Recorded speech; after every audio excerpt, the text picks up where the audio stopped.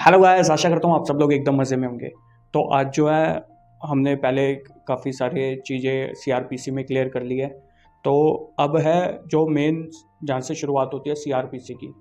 तो हालांकि इसके अंदर सेक्शन जो है एक से शुरू है, अगर आप पढ़ना चाहें तो सेक्शन एक से भी आप पढ़ सकते हैं, लेकिन मैं आपको बताऊँ मेरे हिसाब से जो सीआरपीसी की शुरुआत है वो होती है एफआईआर से, क्योंकि कोई भी केस अगर शुरू होता है वो शुरू होता है एफआईआर से, किसी और चीज़ से शुरू नहीं होता है। एफआईआर से होता है, कंप्लेंट से होता है, ठीक है।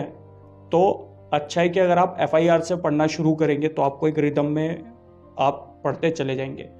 तो मैं एफआईआर से ही शुरू करूँगा, बाकी अरेस्ट वगैरह की पावर वगैरह और अदर जो ट्रायल वगैरह वो हम बाद में कवर अप करेंगे, वो भी कवर अप नहीं करेंगे। पहले हम समझ लेते हैं कि एफआईआर क्या, एफआईआर क्यों होती है, कब होती है, कैसे होती है। इन सब चीज़ों के आंसर आपको मिल जाएंगे, किस सेक्शन में दी है, किस सेक्शन में नहीं दी। एक चीज़ ये, और एक दूसरी चीज़ ये कि मैं कोशिश ये करूँगा कि 20 मिनट से ज़्यादा की वीडियो हमारी ना जाए। हो सकता है कवर अप पूरा ना कर पाऊँ मैं, तो इसके अंदर ये है कि जो 20 मिनट के अराउंड में वीडियो रखूँगा अपनी, क्योंकि फिर हमको अपलोड करने में, एडिट करने में काफ़ी ज़्यादा दिक्कतें आती हैं। तो मैं कोशिश यही करूँगा, बाकी ज़्यादा से ज़्यादा कवर अप करने की कोशिश करूँगा, लेकिन कोई भी इंपॉर्टेंट डिटेल में नहीं छोड़ूँगा। ये मैं कह के चल रहा हूँ। हो सकता है बीच में आपको थोड़ा ये लगे कि यार ये तो बहुत ज़्यादा इन्फॉर्मेशन आ गई, या बहुत ज़्यादा ही मतलब ये डीप में चले गए, लेकिन अगर आपको एफआईआर का कॉन्सेप्ट नहीं समझ आएगा, ट्रस्ट में आपको कुछ भी समझ नहीं आएगा। तो मैं आपको एक चीज़ बता दूँ, तो अभी 20 मिनट के अराउंड हम चलेंगे, ठीक है। तो मैं शुरू करता हूँ। सबसे पहले मैं आपको एक चीज़ बता दूँ, हम बहुत एफआईआर बोलते रहते हैं। हकीकत ये है, पूरा आप सीआरपीसी उठा दीजिए, आईपीसी उठा लीजिए, आपको एफआईआर वर्ड कहीं मिलेगा ही नहीं।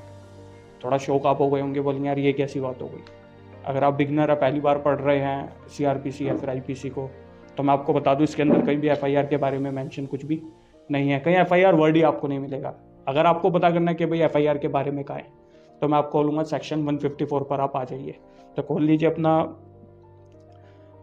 Chapter 12 section 154 of CrPC. ये अगर आप इसकी हेडिंग पढ़ेंगे तो आपको लगेगा यार ये एफआईआर का सेक्शन थोड़ी है, क्योंकि बात क्या कह रहा है, वो जो हेडिंग है उसकी, वो कह रहा है इन्फॉर्मेशन इन कोग्निजेबल केस। अब आप बोलेंगे यार एफआईआर होना चाहिए था, कोग्निजेबल केस की इन्फॉर्मेशन कैसे आ गई। तो मैंने आपको पहले भी बताया था, cognisable, non cognisable, bailable, non bailable में फ़र्क क्या होते हैं किस में होती है एफआईआर, किस में नहीं होती। हालांकि टेंशन मत लीजिए, मैं यहाँ भी बताऊँगा, लेकिन अगर आपको बेसिक नॉलेज सीआरपीसी की अगर नहीं मिली और अगर आपको वो चाहिए, तो आपको उसमें आई बटन में सारी चीज़ आपको मिल जाएगी, या फिर आप चैनल में को सब्सक्राइब करिए और नीचे आपको लोगो दिखेगा, उसको ओपन करिए, सारी वीडियो आपको लाइन से वहाँ पे सीआरपीसी की मिल जाएगी। तो इसके अंदर देखिए, अब चलते हैं हम अपने सेक्शन 154 पे। इसकी डेफिनेशन पढ़ेंगे, मैं डेफिनेशन को डिकोड करूँगा और कुछ इन्फॉर्मेशन आपको जैसे केस लॉग या कुछ एडिशनल इन्फॉर्मेशन दूंगा, ताकि आपका कॉन्सेप्ट क्लियर हो जाए एफआईआर को लेकर। हालांकि जनरल टर्म में हम जो वर्ड यूज़ करते हैं वो एफआईआर ही करते हैं कि भैया एफआईआर करा दो, एफआईआर। और मैं आपको एक चीज़ बताऊँ, हर केस में एफआईआर होती है। हम थाने जाते हैं, कोई भी हमारे साथ गलत हो जाए या किसी पर्सन के साथ, हम थाने में जाते, कहते भैया एफआईआर कर दो। तो क्या एफआईआर कहना सही है? क्या हर केस में एफआईआर होती है? तो मैं आपको एक चीज़ बताता हूँ, ऐसा मैंडेटरी नहीं है, हर केस में एफआईआर नहीं होती। कुछ में एनसीआर भी होती है, जिसको नॉन कोग्निजेबल रिपोर्ट कहा जाता है, और कुछ में एफआईआर होती है जिनमें कोग्निजेबल ऑफेंस होते हैं। तो एक चीज़ हमेशा ध्यान रखिए, 3 साल या फिर 3 साल से ऊपर की जिस भी ऑफेंस की पनिशमेंट है उसके अंदर एफआईआर होगी। 3 साल से नीचे की में एनसीआर होती है।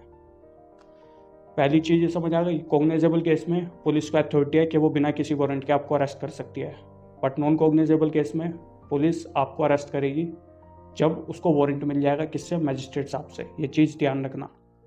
और जो कॉग्निजेबल केस होते हैं वो ग्रेव होते हैं, सीरियस इन नेचर होते हैं, लेकिन जो ये वाले आपके नॉन कॉग्निजेबल ऑफेंस, ये लेस ग्रेव और लेस सीरियस इन नेचर होते हैं। तो छोटे मोटे जो ऑफेंसेस होते हैं वो आते हैं नॉन कॉग्निजेबल में।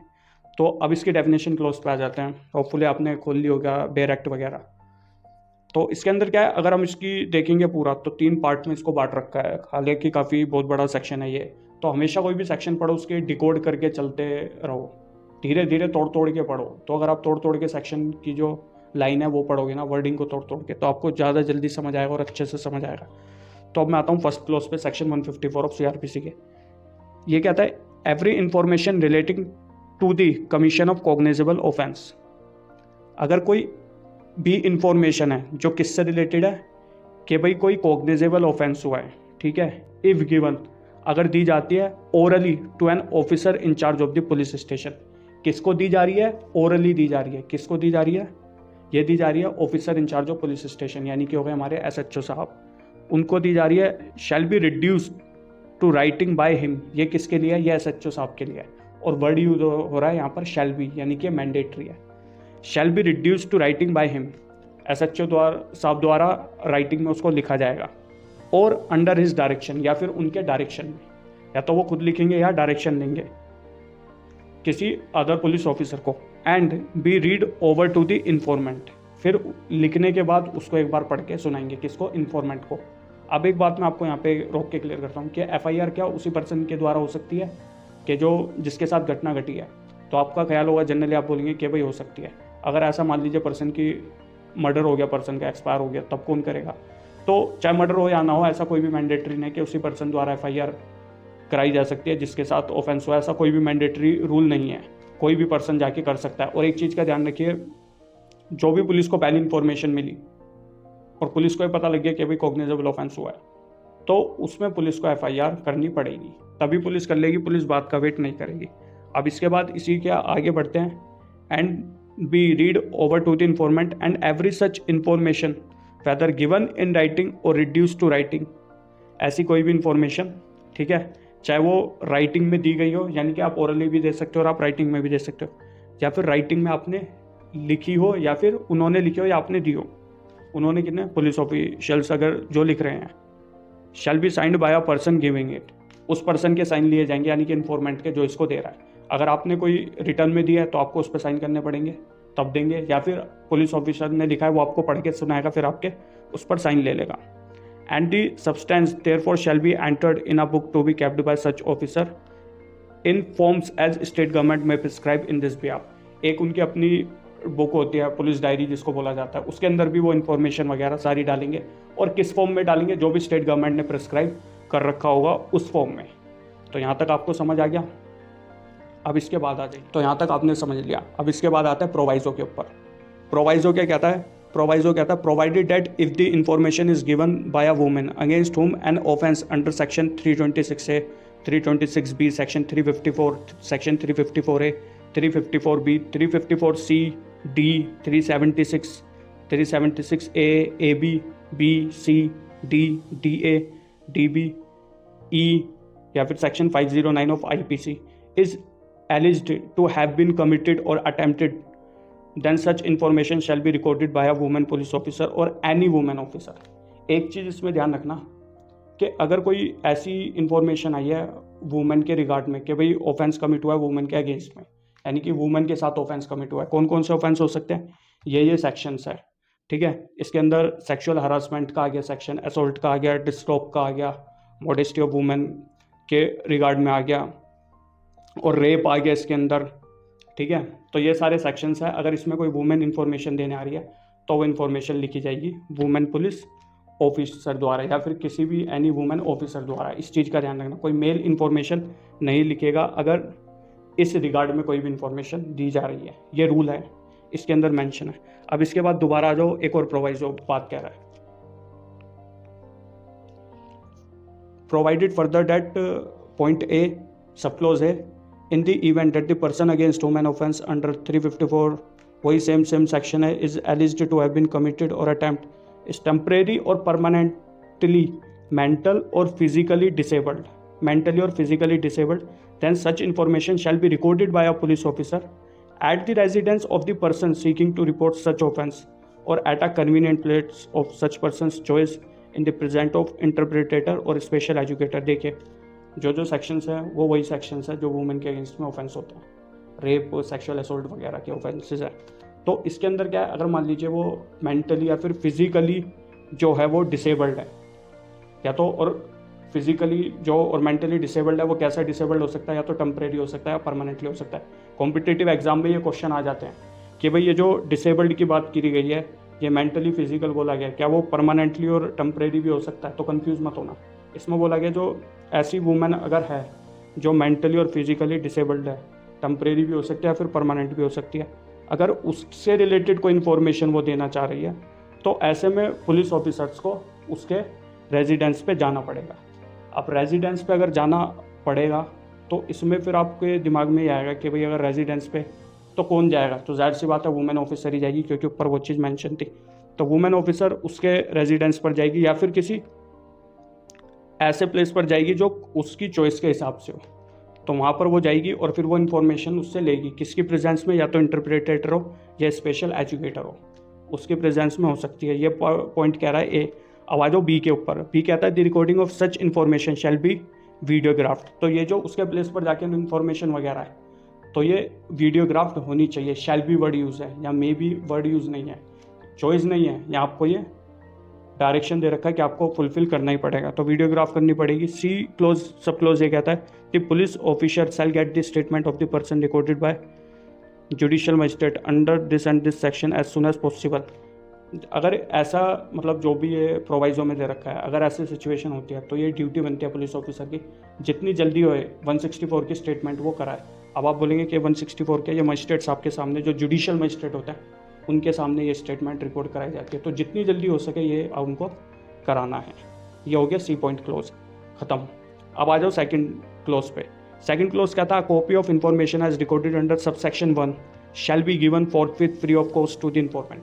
देखिए इसके अंदर काफ़ी सारे, मैंने भी पर्सनली केस देखे हैं। बंदा जाता है थाने में, FIR हो जाती है, हमें कॉन्टैक्ट करता है, बोलता है वकील साहब मेरी FIR हो गई। तो हम बोलते हैं भाई FIR, अरे वो तो दी नहीं, अरे उसके बारे में तो पता ही नहीं वकील साहब। तो मैं आपको एक चीज़ बता दूँ, ये रूल है, आपकी अगर FIR हुई है या आपने कोई कंप्लेंट दी है, उसकी आप रिसीविंग ले सकते हैं फ्री ऑफ कॉस्ट। और अगर FIR हुई है तो FIR की आप कॉपी फ्री ऑफ कॉस्ट देंगे। और फोर्थ विथ वर्ड मेंशन है, यानी कि एज सुन एज पॉसिबल, जितनी जल्दी हो सके उतनी जल्दी उनको फ्री ऑफ कॉस्ट देनी पड़ेगी। किसको देंगे? वो इन्फॉर्मेंट को, यानी कि जिस बंदे ने इन्फॉर्मेशन दिया उसको एज सुन एज पॉसिबल उन्हें देनी पड़ेगी, ये रूल है। अब इसके बाद आ जाओ थर्ड सब क्लोज में। Any person aggrieved bye a refusal on the part of an officer in charge of police station to record the information referred to in subsection 1। अब मान लीजिए आप गए थे इन्फॉर्मेशन लेके थाने में, और वो इन्फॉर्मेशन पुलिस ऑफिसर जो थे SHO साहब या फिर जिसको उन्होंने सबऑर्डिनेट था उनका, उसने बोल दिया कि भाई मैं नहीं कर रहा FIR वगैरह, आप जाओ। तो इस कंडीशन में आप क्या बोलेंगे? और जनरली ऐसा होता है पुलिस कई बार FIR नहीं करती, काफ़ी मुश्किल हो जाता है FIR कराने में। तो ऐसे में आप क्या करेंगे? ये थर्ड क्लोज उसी चीज़ के बारे में बात कर रहा है। ऐसे में आप करेंगे, क्या करेंगे? The substance of such information in writing and by post to the superintendent of the police. यानी कि आप क्या करोगे, जो भी इंफॉर्मेशन आप वहाँ दे रहे थे, उस इंफॉर्मेशन को आप राइटिंग में, ऊपर ओरल में दे रहे थे आप पुलिस ऑफिसर को, ओरल में भी दे सकते हो उनको, पुलिस ऑफिसर्स को, या आप राइटिंग में भी दे सकते हो। लेकिन यहाँ पे आपको सुप्रिटेंडेंट ऑफ पुलिस, यानी कि SP रैंक के, जो SP SSP रैंक के जो लोग हैं उनको आप भेज रहे हो। लेकिन आप बोलोगे दिल्ली में तो ही नहीं, तो आप DCP ACP कमिश्नर साहब इनको भेज सकते हैं। तो इनको आपको राइटिंग में बाय पोस्ट भेजना पड़ेगा, ये सब चीज़ें लिख के बाय पोस्ट भेजना पड़ेगा। If satisfied the such information disclose the commission of a cognizable offence shall either investigate the case himself or direct an investigation to be made by any police officer subordinate to him. यहीं रुक जाओ। इसमें कह रहा है जब उनको वो मिलेगी आपकी कंप्लेंट, तो इसमें वो क्या करेंगे? जो भी आपने इन्फॉर्मेशन दी है, कंप्लेंट नहीं, जो भी आपने इन्फॉर्मेशन उनको दी है, उनको जो भी इन्फॉर्मेशन आपने दी है, उनको अगर लगेगा कि भाई ये कोई कॉग्निजेबल ऑफेंस डिस्क्लोज कर रहे हैं इन्फॉर्मेशन, तो इसमें वो या तो खुद से इन्वेस्टिगेशन करेंगे या फिर अपने किसी सबऑर्डिनेट पुलिस ऑफिसर को डायरेक्ट कर देंगे कि वो जाके इन्वेस्टिगेशन करे। ठीक है, और इन्वेस्टिगेशन वो उसी तरीके से करेगा जो इसके अंदर प्रिस्क्राइब है कोर्ट के अंदर, in manner provided by this court, and such officer shall have all the power of the officer in charge of the police station on the relating to that. और उस पुलिस ऑफिसर के पास वो सारी power होंगी जो है investigation करते हुए पुलिस स्टेशन के जो ऑफिसर इंचार्ज होता है उनके पास होती है। इस सेक्शन के अंदर यही है 154, लेकिन अभी 154 ख़त्म नहीं हुआ मेरे अकॉर्डिंग, क्योंकि सिर्फ FIR का इतना ही बता देना काफ़ी नहीं है, इसके आगे भी बहुत सी बातें हैं जिसकी हम बात करेंगे। तो अब मैं कुछ क्वेश्चंस हैं जो मैं आपको बताता हूँ। जैसे मान लीजिए, मैं एक क्वेश्चन तो मैंने आपको बता दिया कि हर केस में FIR होना मैंडेटरी है, ऐसा है या नहीं है। तो मैं आपको बता दूँ, हर केस में FIR नहीं होती। ठीक है, कॉग्निजेबल केस है FIR होगी, अगर कॉग्निजेबल नहीं है, नॉन कॉग्निजेबल केस है, तो उसमें NCR होती है, जिसमें नॉन कॉग्निजेबल रिपोर्ट बोलते हैं। इसका क्या प्रोसीजर है वो भी मैं अगले सेक्शन में आपको बता दूंगा। इसके बाद है FIR जो है, क्या उसमें सारी डिटेल होनी चाहिए? ये काफ़ी प्रॉब्लम आती है, क्लाइंट भी हमसे कई बार ये बातें आके बताते हैं। वो कहते हैं हम थाने गए, पुलिस को हम इंफॉर्मेशन दे रहे थे, तो पुलिस कहने लग गई उसका नाम बताओ, उसका पता बताओ। तो हमें तो पता नहीं, क्योंकि मान लीजिए आप रास्ते से जा रहे हैं, कोई आपके स्टैप करके आपको चला गया, यानी कि चक्कू मार के भाग गया वहाँ से, आपको पता ही नहीं वो पर्सन कौन है, आपको पता ही नहीं उस पर्सन का नाम क्या है, तो उस सूरत हाल में क्या पुलिस FIR नहीं करेगी? कई बार पुलिस ऐसा करती है। तो इसमें स्पेसिफिकली ये मेंशन है कि FIR need not contain every detail of the case. ज़रूरी नहीं है, हाँ, लेकिन बेसिक डिटेल होनी चाहिए कि भाई कहाँ पर ये घटना हुई, किसके साथ हुई, ये कुछ बेसिक, क्योंकि उससे ही पता लगेगा भाई कि कॉग्निजेबल केस डिस्क्लोज हो रहा है या नहीं हो रहा, कि इन्फॉर्मेशन कॉग्निजेबल केस से रिलेटेड है NCR, वो होनी चाहिए, लेकिन हर कोई डिटेल होनी चाहिए ऐसा भी कोई मैंडेटरी नहीं है। पुलिस को पता लग गया कि भाई यहाँ पे कॉग्निजेबल ऑफेंस को डिस्क्लोज कर रही है ये information, whether it is writing और इट इज़ अ ओरल, ऐसा कोई भी वो नहीं है, चाहे वो ओरल में हो चाहे वो राइटिंग में हो, उस टाइम पे पुलिस को FIR करनी पड़ेगी, पहली चीज़ है। दूसरी, हाँ, एक जजमेंट है ललिता कुमारी वर्सेस स्टेट ऑफ यूपी 2014 की जजमेंट, वो जरूर पढ़ लो ना अगर आप FIR के ऊपर कुछ भी प्रिपेयर आप करेंगे। मान लीजिए आप एग्जाम देने जा रहे हैं, या फिर एक बार आप लाइफ में जरूर उसको गो थ्रू कर दो, अभी कर लो तो ज़्यादा बढ़िया। ये लैंडमार्क जजमेंट है सुप्रीम कोर्ट ऑफ इंडिया की, 2014 की जजमेंट, आपको नेट पे भी इजली मिल जाएगी। हालांकि मैं इसको बता देता, मैंने भी इसके ऊपर 12-13 पॉइंट बना रखे हैं, बट वो काफ़ी ज़्यादा डेप्थ में चला जाऊंगा। अगर आपको रिक्वायरमेंट आपको लगता है तो आप मेरे को कमेंट सेक्शन में मेंशन कर दीजिए, मैं नेक्स्ट वीडियो जब भी बनाऊंगा FIR के रिगार्ड में मैं उसमें आपको समझा दूंगा ललिता कुमारी वर्सेस स्टेट ऑफ यूपी का केस। इसके अंदर एक तो ये मैं आपको शॉर्ट में बताऊं, एक तो ये बोला गया है कि भाई जो FIR है वो मैंडेटरी है, अगर कॉग्निजेबल केस की है, ये हर पुलिस स्टेशन के ऑफिसर इंचार्ज की ड्यूटी है कि उसको FIR करनी पड़ेगी अगर कॉग्निजेबल ऑफेंस की इन्फॉर्मेशन लगता है कि भाई यहाँ पर हुआ है, डिस्क्लोज हो रहा है, पहली चीज़ है। दूसरी चीज़ है प्रिलिमिनरी इंक्वायरी, कई बार पुलिस बहाना मार देते हैं कि हम प्रिलिमिनरी इंक्वायरी कर रहे हैं, तो उन्होंने सुप्रीम कोर्ट ऑफ इंडिया ने बोला कि जो प्रिलिमिनरी इंक्वायरी वाली चीज़ है ये एक वो होनी चाहिए फिक्स, कि भाई एक टाइम बाउंड इसका होना चाहिए, और सुप्रीम कोर्ट ऑफ इंडिया ने भी बोला कि 7 दिन के अंदर ये हो जानी चाहिए, ऐसा सुप्रीम कोर्ट ने बोला है।